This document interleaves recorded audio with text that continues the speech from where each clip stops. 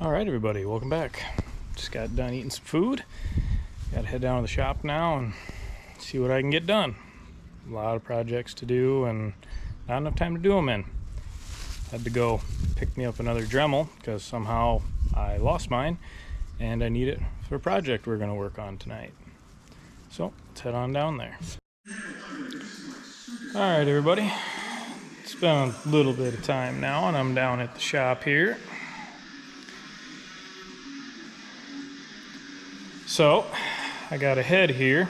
It's a 7-bolt head, well, specifically a 2G I should say, because there are 7-bolt 1G heads. This head has been refurbished at one point in time. I'm going to be doing some porting on it, as well as cleaning up the chambers.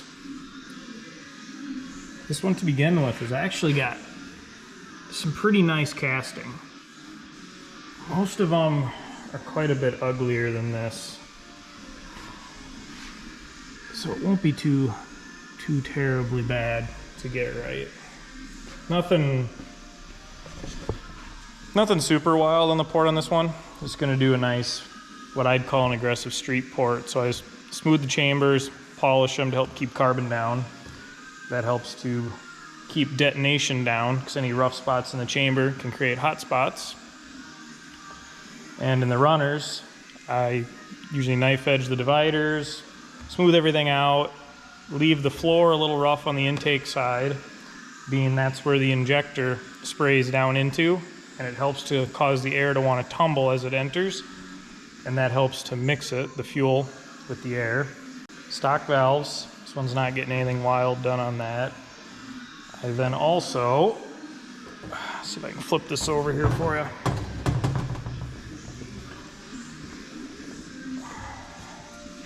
Real nice clean head. You can see all the rough casting here where the oil drains back down to the block on the heads. Oh, where's the other one? I normally clean that up, clean off any of the little rough edges that are left in here just so nothing tries to break off in the future. Like I said, this one's actually really nice. They're usually a lot worse than this. If you're interested more in how this is exactly done, I'm not going to do a how-to video on it. Jeffro's got a really great video on how he does these heads. And it's a better explanation than I'm going to take the time to do. He's got a lot of great videos if you haven't seen him. Really cool guy too. I met him at the shootout probably 5 years ago. We ended up staying at the same hotel, believe it or not, and we had a couple beers and actually was going over a log with him on when he had that red, I don't know if it was a Mirage or Gallant, can't remember anymore. Had I think a 20G on it and it was pump gas with water meth and it was doing some weird air fuel things when the water meth would spray, and we spent some time going over the logs. Either way, really cool guy. So I'm gonna start working on this here and I will show you as I do things what I'm doing and why I do it. All right, so I just got done porting the oil feed to the head. It's called the oil port mod, is what they used to call it back in the day. So what I do here, I'm trying to get it where you can see it. It's kind of tough to see. There we go. I kind of round the edge over where it feeds and also deepen and kind of round this galley a little so it wants to help the oil feed up in there, because that is the only feed to the oil on DSM heads. It comes up through where that head stud is and feeds in there. And like on 2Gs specifically, when you hear them, you know, ticking and whatnot at idle, that's because of that. It's having trouble getting enough oil to keep the lifters HLAs pumped up real well. So just by doing that little bit right there, it almost always gets rid of lifter tick, even without revised lifters or anything, which on this head, it's gonna stay with 2G HLAs, because if you're trying to rev really high, some people think it's a little better to run those over a revised, because the revised has the bigger hole and they can actually bleed themselves down is the theory to it. I guess I don't know for sure, but on motors that are gonna be revved real high and pushed really hard, I like to stay with the 2G HLA. So that is the plan with this one. So that is done. Now I'm gonna move on to doing some combustion chamber work. All right, just did a quick little rough cut on this chamber, and I'll show you kind of what I'm talking about here, so you can see it now. So, if you look down in there, you can see I'm just kind of smoothing things out. Not getting wild. That one I could still smooth a little bit more in there. You can see this rough texture in here. Smooth that a little more. Now I don't want to widen this out any. I don't want to take away any room it's got for the head gasket fire ring to seal in here. Just down inside of the chamber itself, I'm just cleaning everything up.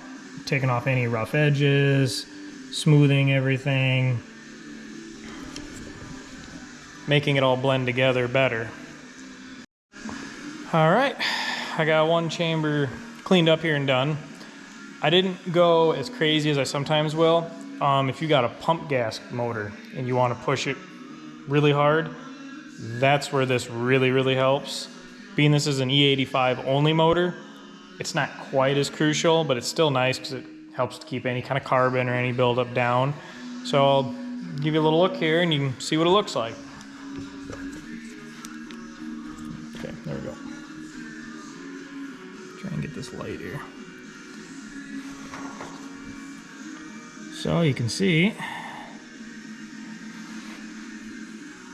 everything's cleaned up and polished out. That light almost doesn't help, does it? Well, the light's not really helping me right now to show you.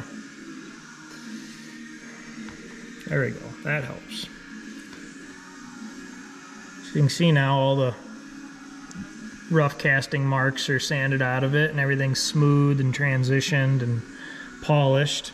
I'll usually start with something in the 300 to 400 grit range and then work my way all the way up to 1,000, 1,500, depending on how wild you want to get, and then go on to polish either some kind of a metal polish or a white rouge or something like that that will cut aluminum really nice and put a good finish to it. Pretty much with the chambers, it's however wild you want to get. I mean, you could polish it into chrome if you wanted.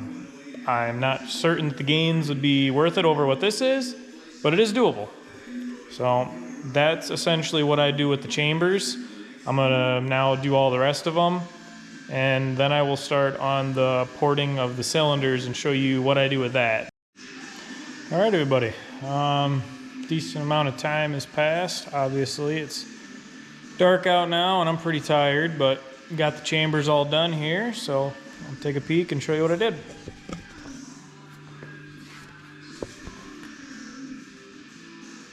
You can see they're all blended smooth and polished. Just gonna get a light in here again to show you. Now there is still some pitting, like you can see here, there's a couple deep pits in here. That's normal for these chambers after, you know, the age of them and whatnot.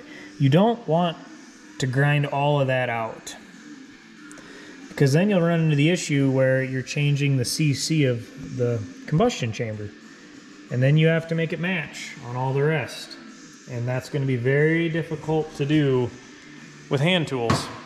So I have now also started to port the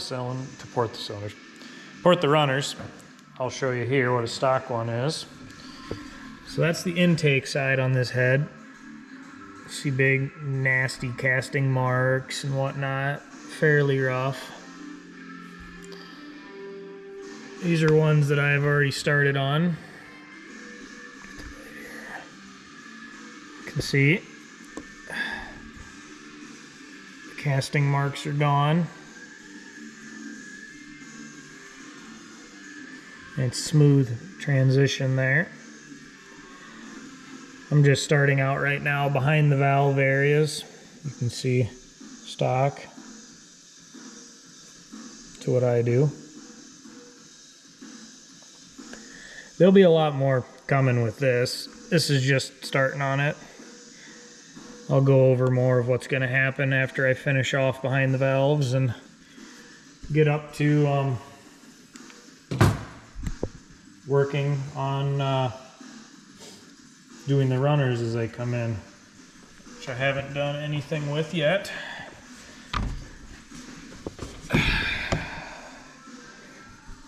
They're just stock yet, but I'll get there. Oof, the exhaust side is always the side that is so terrible. But anyway, just figured I'd give you a little update. I am gonna clean up and call it a night. I will get this video up and we will go from there. If you took the time to sit through and watch this, I appreciate it a bunch. Like and subscribe if you like what you see here, and I'll keep coming at you with more content. Thank you much. Have a good day.